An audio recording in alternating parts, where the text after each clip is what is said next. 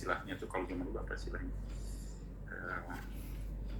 pokoknya si budgetnya tuh kalau misalnya kita emang kurang, berarti kan harus dipilih kan di antara semua pemeliharaan itu. Jadi ada itunya.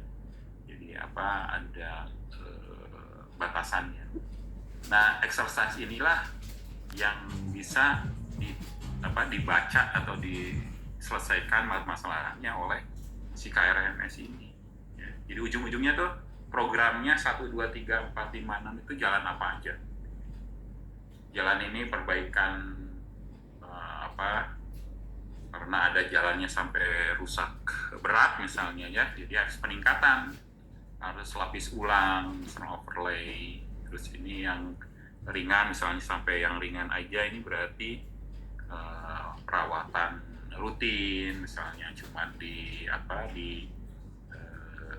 tambal mana yang sudah agak retak dikupas, di milling sebutannya, terus dilapis gitu ya. Jadi seperti tambalan aja gitu, itu udah cukup karena kan kerusakannya ringan. Nah, hal yang seperti ini tuh jadi kayak skenario, dibikin skenario. Jadi skenario unlimited budget misalnya. Kalau unlimited budget berarti semua ditangani kan. Keluarlah angka semuanya ditangani. Terus ada yang limited budget. Kalau limited budget mana aja yang masuk. Nah, itu gunanya si KRMS ini ngebantu pemerintah budgeting. Jadi saya sih pinginnya ke situ, ngerti nggak? Jadi outputnya bukan menilai kerusakannya. Kerusakannya dianggap data sekunder. Kamu dapat dari informasi dari pemerintah daerahnya lah, dari bina marganya, bahwa data hasil pengamatan kerusakan yang diambil tahun, taruhlah 2023 gitu ya. Cirebon misalnya, kota Cirebon atau Kabupaten Cirebon. Iya Pak, kabupaten. Iya. Kabupaten Cirebon. Nah, itu berarti minimal gitu ya, si lingkup wilayahnya satu kabupaten. Ya, satu kabupaten itu nggak terlalu banyak sih, karena kan jalan kabupaten aja yang kita lihat, bukan jalan nasional atau jalan provinsi lagi. Dari sekian jalan kabupaten, listnya ini mungkin sekitar seginian di jalan kabupaten. Ya. Ini daerah mana nih? Jawa Timur, Pak. Ya. Lamongan ya. Nah, yang kayak begini diambil datanya sebagai data sekunder. Ya, jadi bukan itu tujuan utamanya, tapi bagaimana si KRMS ini bisa memperlihatkan budgetingnya. Nah, pada saat tinjauan pustakanya gitu ya, literaturnya sama metodologinya, kamu lihatin ininya, bagaimana proses dia mengambil keputusannya ya. Jadi misalnya dia menggunakan istilahnya flowchart-nya gitu ya. Flowchart-nya tuh dilihatin gimana caranya dia ya, si bagan alirnya, bagaimana dia bisa memilih mana strategi yang akan harus dilakukan gitu misalnya ya. Jadi kalau dari atas, jalan ini kerusakannya berapa persen gitu misalnya, mantapnya berapa persen. Kalau misalnya mantapnya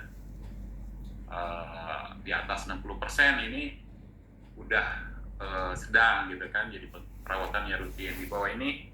Di bawah 60% berarti peningkatan ya, lapis ulang.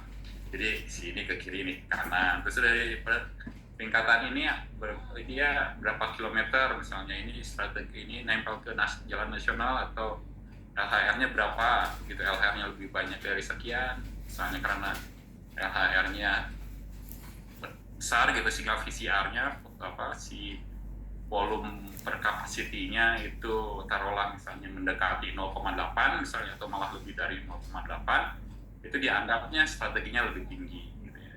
Kalau di bawah dia dianggap ininya lebih bawah. Nah, itu harus kamu ungkapin tuh di ininya, di literatur review-nya sama di metodologinya. Sebetulnya gampang. Kamu kan dapat ini dari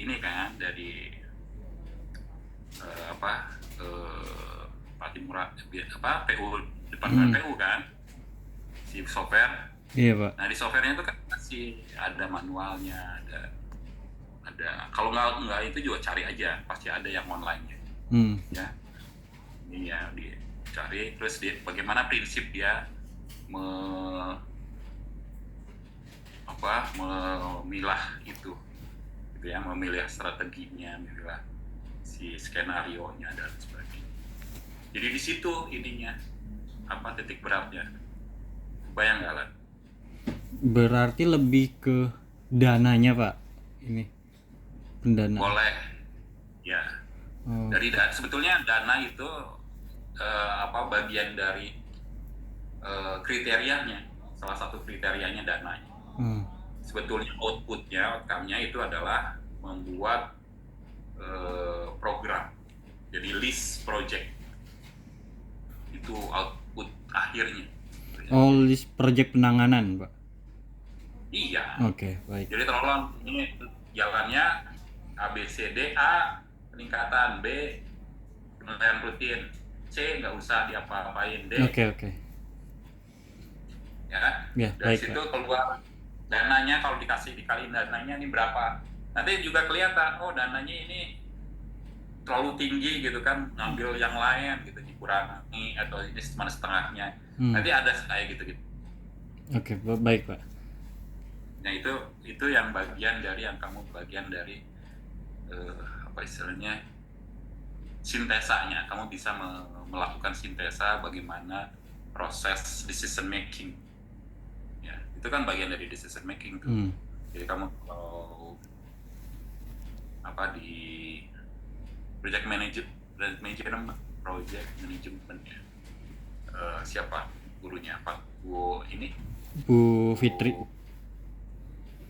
ya, yeah. Bu Fitri atau Bu Dwi ya, yeah. Dwi juga tuh. Ya, dia kan ada tuh yang bagaimana dia manajemen proyek, salah satunya bagaimana budgetingnya gitu ya, bagaimana memberikan keputusan penanganan apa yang harus dilakukan. Ya.